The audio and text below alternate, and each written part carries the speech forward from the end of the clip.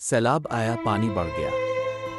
लोग घबरा गए, घर डूब गए, जिंदगी मुश्किल हो गई। एक छोटा सा बच्चा देख रहा है कि सब परेशान है। वो सोचता है, मैं क्या कर सकता हूं? माँ प्यार से कहती है, बेटा गम ना कर, जो थोड़ा है अल्लाह के लिए बांट दो। बच्चा खुशी खुशी रोटी देता है और चेहरे खिल अलिफाटेती है। वो प्यास बुझाता है और दिलों में शुक्र भर जाता है। छोटी सी मदद से सबको उम्मीद मिलती है।